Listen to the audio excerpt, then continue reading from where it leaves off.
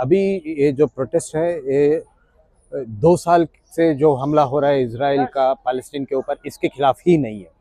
ये हमारा जो संघर्ष है फिलिस्तीन की जो आज़ादी स्टेट के लिए, जो इंडिपेंडेंट स्टेट ऑफ पैलेस्टीन के लिए, इसीलिए हमारा प्रोटेस्ट है। और हम ये मानते हैं कि अभी इस 2 साल में जो हुआ है वो एक जिनोसाइडल अटैक है। इससे पहले भी होता था लेकिन इस बड़े पैमाने पे नहीं होते थे।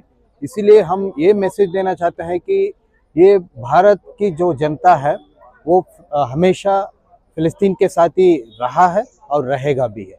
भारत की जो सरकार है वो अपना विदेश नीति बदल सकते हैं, वो अपना जो हमारा विरासत से दूर हट सकते हैं, लेकिन जनता की दबाव होगा सरकार के ऊपर। और अभी जो ट्रंप की सरकार की तरफ से या ट्रंप की दबाव की कारण भी हम समझने की ज़रूरत है।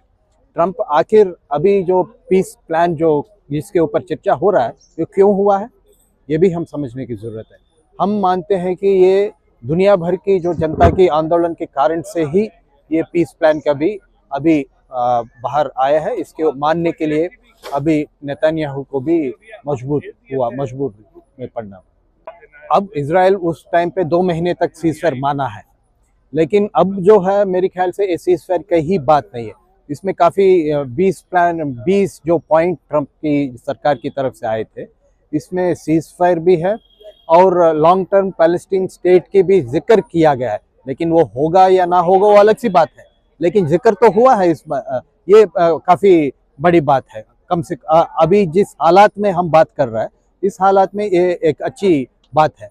ये इसीलिए मैं दोबारा भी ये भी कहना चाहता हूँ कि जो पहले सीज़फायर से अभी की जो पीस प्लान के बीच में यही फ़र्क है कि उस टाइम पे इंग्लैंड, स्पेन, फ्रांस, जर्मनी, ये सब पैलेस्टीन स्टेट को रिकॉग्नाइज करने के लिए तैयार नहीं था उस टाइम।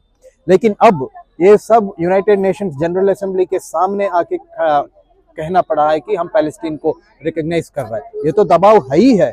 इस दबाव को हम समझना पड़ेगा कि इस पीस प्लान के अगर ये रहेगा, ये सफल होगा या मतलब ये पीस जारी रहेगा, इसकी मतलब है कि जनता की दबाव की प्रभाव ही कारण है।